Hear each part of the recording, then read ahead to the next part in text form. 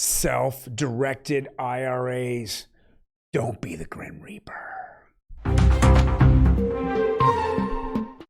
Welcome everyone to Real Estate Daily. My name is Troy. That article, which I'm going to continue to go over with everybody, the world, bankers out there, your wealth fund managers, your financial advisors, they're losing you money and you're paying them handsomely. Bullshit. That's what we're going to go over today, as well as a couple other articles.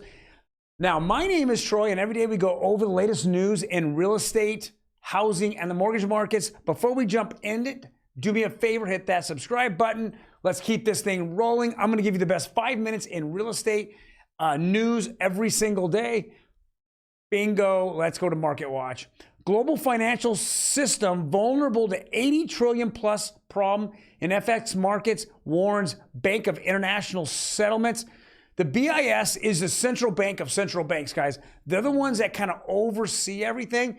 Now, most of you don't even know who that is, but you need to know who they are because they're the ones that kind of get everyone together and go over what the real global financial problems are. Now, 10 years ago, 20 years ago, nobody cared what they had to say because we were all our little own islands, especially one here in the United States. But today, we're becoming a global economy. Everything's becoming global. Whatever happens in another state, another country, really affects us. And, we're far-reaching. Everyone's far-reaching.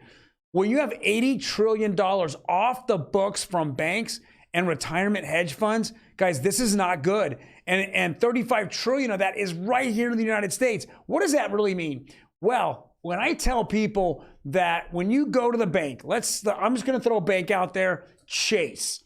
I go to Chase, I put in my $100. Well, what happens is that they are able to, with government regulation, take about $40 of it, and they're able to reinvest it a lot of times back into mortgages or car loans or this loans or that loans.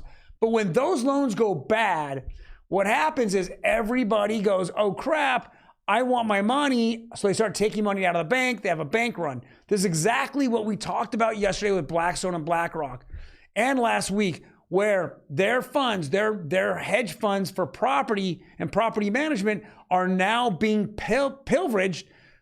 God, is that a word? Pilferaged? Pilfered? That's like popping pills, right? No. Okay. Plunged. It's beaten to death because nobody read the small print where you can only take out 5% of the total fund on a quarterly basis. So people who are trying to take their money out, reinvest it instead of the housing market in other markets like gold or silver or precious metals, they're being told they can't do it because they've already been saturated or hit that 5% level. So, excuse me, these are the things that are happening out there. I'm telling you, it's not financial advice, but if you don't take your own destiny, your own money, your own wealth, your own generational wealth in your own hands, the government is not going to help you out. This happens in crypto. Look what happened in crypto land. Billions of dollars gone, guy running free. His girlfriend is eating donuts in Manhattan, and they've donated tens of millions of dollars over to the blue party. You have to know that if you don't take control of it, it will start to evaporate and go away. I cannot say it over and over enough. Next article. One of the best bets in real estate is no longer a sure thing. Now, I talked about single family residence here and then getting into multifamily. But guys, one thing that we've been seeing is that since property values are going up, now, if you're able to raise rents, it's a good bet. It's a solid bet. If you're not able to raise rents, well, that's a bad bet. And that's what's been happening out here. If you look at the city of Los Angeles, they just extended their rent freeze. So now from March of 2020 into January 1st of 2024, we haven't been able to raise rents. Why? Because they're looking for votes. They want all the renters to vote. And they want to leave all those places a complete dumpster fire. If me as a landlord, what do we want to do? We want to raise rents, but I want to go and put money into my property. I don't, and what do? I use my tenants' funds to make their lives better. Now I can't even do that, right? So they're gonna live in more, let's say, run down properties that are outdated, because the government in the city is a complete mess. This is what's gonna happen. LA is gonna be so bad. We already have crime up, homeless is out of control. The mayor doesn't care. The old mayor surely didn't care. We'll just keep growing this problem until it becomes a wasteland. The police force is down.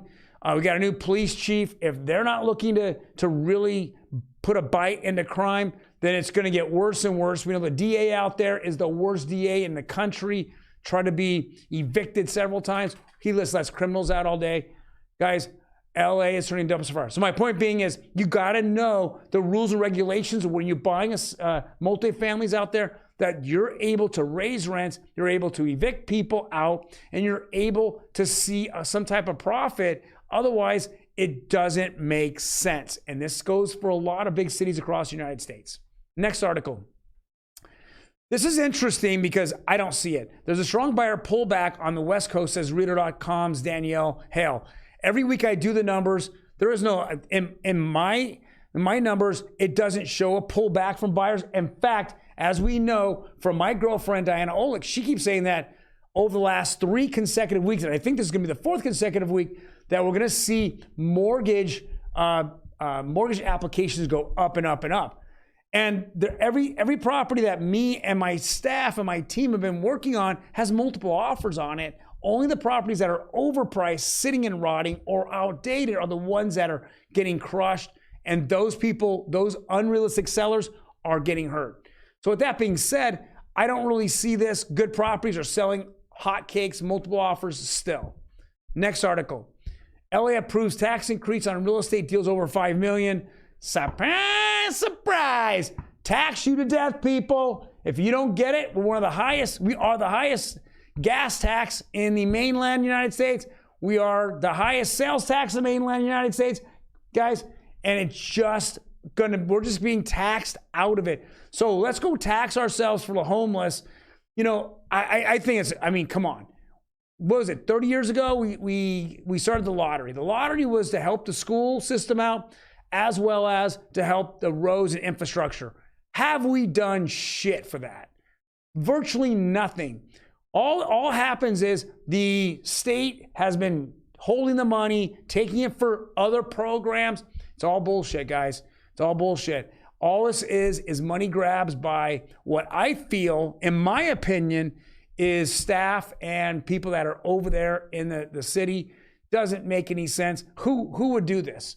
Why aren't we looking at taking care of the homeless? I don't get it. It's been a complete mess from the last mayor, who did nothing but make it 10 times worse, and then he left it a dumpster fire. Let's move on. Builders pull back on single-family constructions in most counties. Said it many times. You can't make money if you raise prices so fast that these builders have now hit that wall, the wall in which buyers cannot afford. Now, I will say that Fannie and Freddie loans are going to go up in January, so we might see a little resurgence in the first quarter of next year. But what does that do? That just puts these overpriced properties even more overpriced. So with that being said, I'm hoping that we kind of see a more level playing field with buyers and sellers. We don't see it go down a lot. We don't see it go up a lot. Excuse me.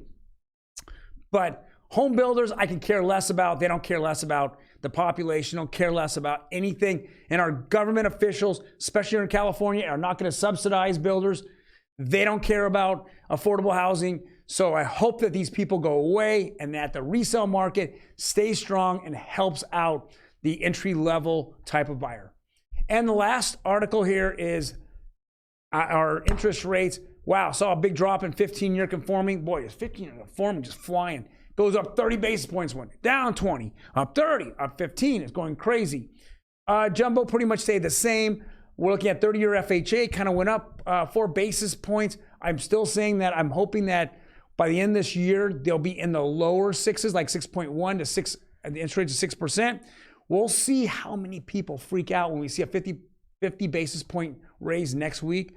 If I don't think there should be that much of a freaking out, because they've been saying this for now a while, but everyone wants to be front run.